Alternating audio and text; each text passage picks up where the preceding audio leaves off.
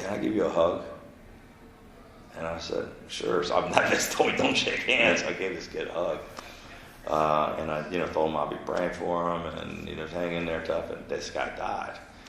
I didn't get to know him well, but so months later, I got this letter from his dad, who was the president of this huge construction company. I had no idea it was the kids, who this kid was. Right. I just was, and he said, my son met you in the hospital and you made such a difference in his life and my wife and his son. It was this heartfelt long letter. And what a difference I made. I was like, I just was saying hi to a kid. Right. But it was 30 seconds for you. Yeah, for me, I didn't even, I remembered meeting the kid. Right. But he was like, before he died, it was such a big deal, And then I talked with his mom and dad later. But it was, I had all these hundreds of those kinds of connections. And it was, while meaningful to me, they have stories for them. I mean, all these kids in the pediatric oncology ward, there were little kids that are suffering. My wife, who's an artist, kept going back to visit the kids, even when I wasn't in the hospital. And she was she lost a couple of kids that we met here too. One little girl, Juliana, who was going through chemo forever, she met my wife in this, I'll show you this reception room over here before you leave. We had all these kids in here, and she came up to my wife and she said, I heard you're an artist. And she said, yes, I am. And she said, I want to be an artist when I grow up. So she said, well, maybe I'll come visit you in the hospital and, we'll do art. So she did. She went and visited her, and then she came back a couple times. She saw all of her little girlfriends in the hospital. She was doing art. And this girl passed away. And but Yumi kept going back and doing the stuff. Well, now she started the kids enjoyed it so much, and especially some of these kids that are long stay in the hospital. Yeah. This art therapy helped them get their emotions out when they're under a lot of stress. And it takes their mind off of what they're going through. And so she started a thing called Yumi Cares. I forgot what CARE stands for, but it's something about art therapy. So they're raising money to provide art therapists, professional art.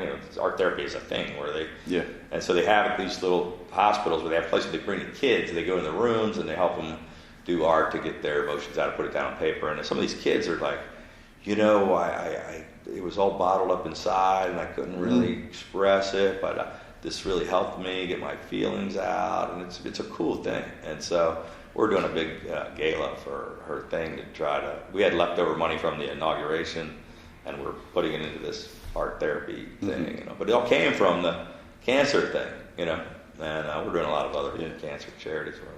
It's something. I mean, before you had this experience, all this stuff was going on already. Kids were getting sick, adults were getting sick, but you don't really. You don't connect with it the same way, right? I have been to breast cancer things, and I've attended a bunch of things, and I've known people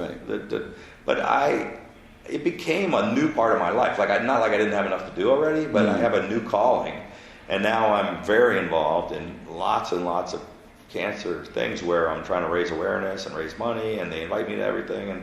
And also just every single day, people come up to me and talk about cancer. Every day. Because that's how they view me. And they say something about their story.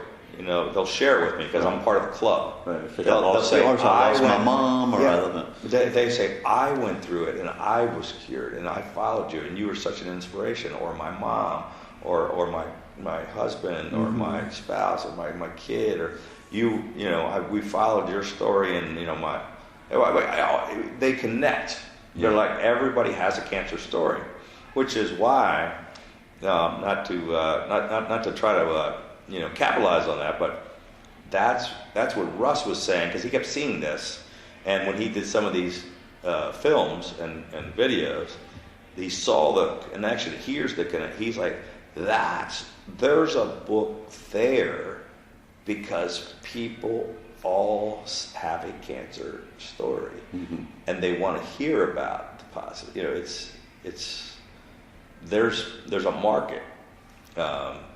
Because it makes people feel better, and so, but people they come up to me constantly. It just happened. I spoke yesterday before we got you guys, was a funeral for a former governor, right. and I gave the eulogy. Right. We had an event at the house afterwards, and there were maybe 200-300 people, 250 people, something came from the church over to our house for a little reception lunch thing afterwards, and I would say 5 people said something about it. One lady said, "Governor, can I just talk to you for a second? I just want to tell you that I was declared cancer-free. I had breast cancer, and can I give you a hug? And there's somebody else said, I lost my dad. He had lymphoma, but I can tell you were such an inspiration. It's like it became. It was not what I wanted to be part of my story, but it is part of my story. Right. Not necessarily how you wanted to be known. Hey, I want to grow up and be the cancer governor. Right. That's be great. Right. That's what I aspire to. Yeah. Yeah. So I became the accidental governor. Right. The holy shit, that was a miracle. Right. Upset governor. Then I was the riots commanding general.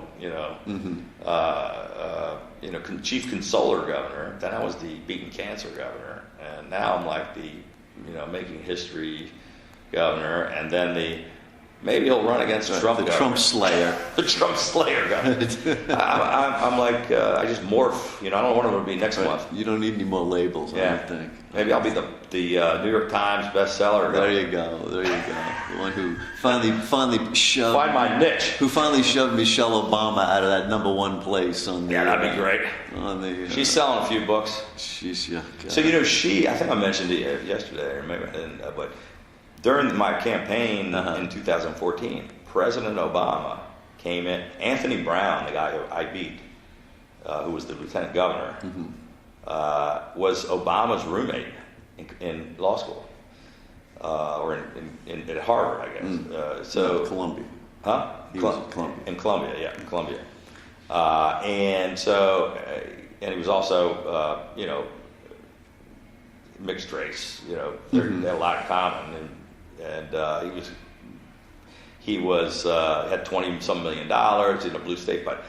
Barack Obama came in, did a fundraiser for him. Michelle Obama came in, did a big rally for him. Bill Clinton came. Hillary Clinton came. He had all the money. He had all the endorsements. I was going to lose by 16 points. It was crazy. And it was shocked the world. I mean, there was like, Charles Krauthammer was on Fox News, and he says, it's a nuclear explosion in Maryland. It's unheard of. They shocked the world. And then somebody said he's the Rudy of politics or whatever. It was like, it really was like, holy shit. Right. They were like, wow, how did that happen? And Christie was going wild. Because you heard him tell a little story. Pence is like, I don't know, Chris, come on, And $1 million, they spent $1.2 million. They spent $20 million on Charlie Baker in Massachusetts and $20 million on Scott Walker. $1 million in the last 10 days. And we pulled it off and did it all on our own with nothing. Yeah. Well, and it went against the entire grain of what was happening more broadly, right? Yeah. Well, this time, this election, particularly, this election, the re-election, went completely against. Yeah. Everybody lost except me. And I was in the worst place with the worst odds. So weird. I mean, in a way, who was it? You or Christie that was saying, candidates matter. Yeah, he did say that. It is. That was very poignant when they asked him about, and he's right. Even though this is where he and I part, because I can't stand Trump and he likes him. He agrees that this Trump stuff is not. It's not going to last. There is no Trumpism. There is no Trumpism. Right. When he's gone, and it is going to return to some kind of normalcy. And the question is, who are the leaders going to be that bring it back from the brink of disaster and collapse to what it should be and what it used to be? And so we can have a real competitive two-party system with sane people again. So we can have a real debate about issues. Yeah. Here would be my guess, and tell me this, because I think you're right that it's not going to be Trump 2. There's no son of Trump. No. But there's probably also no republicanism of the earlier version. There's got to be a version of it that appeals more broad. It's more. It's our version. Multi-culty. It's more. It's probably a lot like some of the autopsies that turned out to be wrong, but after the Romney defeat. Remember they did all this, all these like, what's the future of the Republican Party thing, and it was like you got to make friends with Latinos, you got to find a way to make female voters more comfortable with you.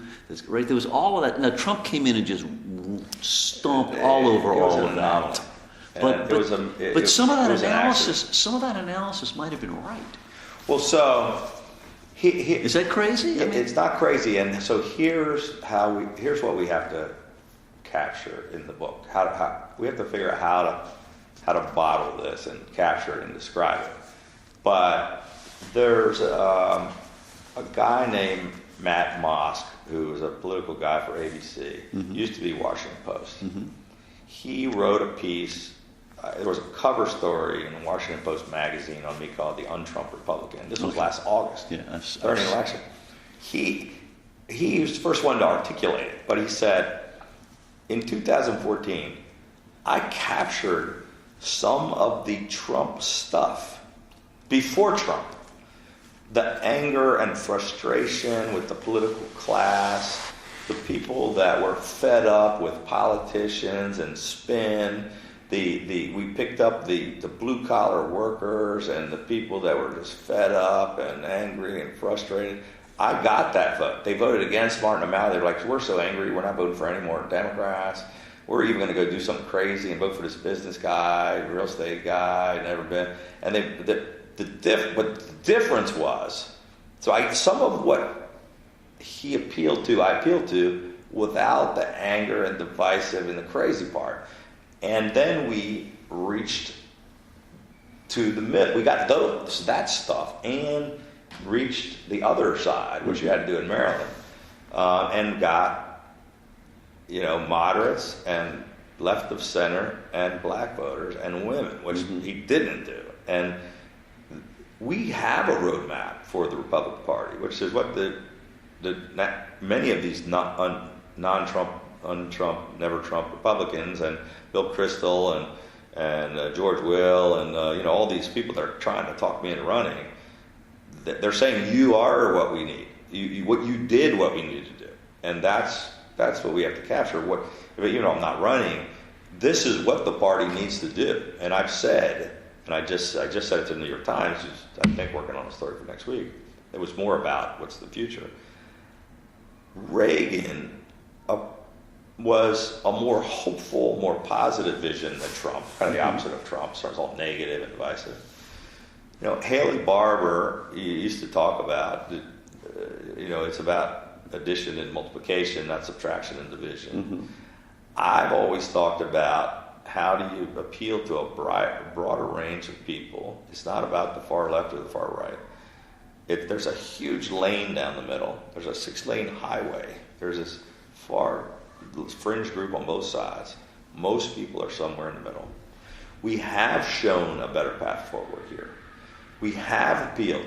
I did get 50%. We split the Latino vote. We won the Asian vote. I won the women vote. I got 31% of the black vote. Christie sort of did it in New Jersey. New Jersey's not as blue as Maryland, and he didn't do as well as me, but he laid the groundwork. I followed Christie's roadmap and just did it better in a worse place. But back then I was like, how did Christie do that? And he said to me, you have to go places where nobody goes. You have to do things. People have to know you care. You have to show up. And I saw him. I did it even more so for 4 years. So I showed up there during the last campaign. I went to terrible neighborhoods in West Baltimore. Campaigning. My running mate, Boyd Rutherford, lieutenant governor, was African American. He and I showed up. And people are like, what are you doing here? They're like, first of all, who are you? And then they said, why are you here? And then they said, aren't you Republicans? And they were like, what is this about? And then we kept coming back. And then they started, they still didn't like the fact that we were the Republicans, but they were like, nobody ever else comes down here. We never saw O'Malley down here. The mayor never came down here. And then they would start to tell us, you know, look at these row houses. They've been like this for 30 years, these vacant houses. You know, that people are dealing drugs right over here. You know, the crime, people are getting shot over here. So we started listening, and we started showing up, and they started saying, these guys aren't so bad. They care. And we kept showing up for 4 years. Then we showed up during the riots. And in the last election, our polling in October said I had a 63% approval rating among all African Americans. Now, I only got 31% of the vote because they hated Trump and they could not fathom the idea of voting for a Republican. Right. The brand they is said, hard. I like Hogan. Right. There was a favorable rating and a job approval rating. I like the governor, and I think he's doing a good job. I just can't vote for him. But half of them, 31% said, and they said, I've never voted for a Republican in my life, but I'm voting for him. And Russ tapped into it with his commercials with black testimonials, basically saying he came in here, he helped us, you know, and people were like, yeah, that's what I thought. I feel okay about it. It's okay to vote for him. And we cracked the code, and they voted against all Republicans, and they voted for me. It was a total wipeout down the board, but they voted for me. And so I went to the RGA, and after they're licking their wounds, and they're like, the average Republican governor got 9% of the black vote. We lost women by 12 points. We're going to lose all of our seats. We lost legislators. We lost Congress. And how did you do it? And what do we do? And I said, well, it's not as easy as you think. You know, because they're like, we're in red states and we can't get those numbers. You're in a blue state. How do you do it? I go, well, you have to, first, you know, you have to go places that you've never been. You have to change everything you're doing and everything you're saying and everything you stand for, basically. You know, you have to care. You have to focus on issues that they care about. You can't alienate women. You can't alienate blacks. You can't ignore people. You know, and they looked at me like, well, we're not going to do that. I don't know about that. Yeah, I don't know about all that. You were talking about making a commercial or something. Yeah, we thought we could just flip a switch, or can't we just like put out a new piece or come up with a new slogan or something? Right. No, that's more what you. But it is about.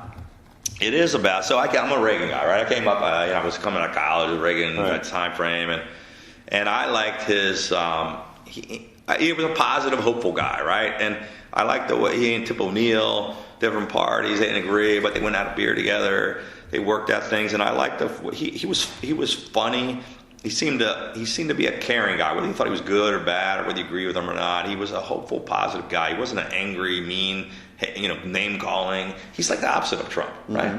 And part of it is that. Part of it is the tone and whether you're a decent human being or not. And that's part of my differences with Trump. But the other part was an intentional effort to reach out to broaden the tent. So they're called the Reagan Democrats. Well, I won all the Reagan Democrats. But I also reached even a whole different group of Democrats that didn't vote in those things. And the party it's a constantly shrinking base with Trump. It's like, not only are you never going to get any black votes, you're not going to get women to vote. Suburban women. And so suburban women are gone, and now it's like only a certain percentage of white males are going to vote. You're losing that for them too. Right. Go say some more bad stuff about John McCain. Yeah. Let's lose the few guys we have left on the. Let's lose all the guys that were in the military. Right. Let's get anybody that's maybe is patriotic. Doesn't like Russia, Anybody that's doesn't like Putin or Kim Jong Un. It seems like I don't know. I mean, all of that said, the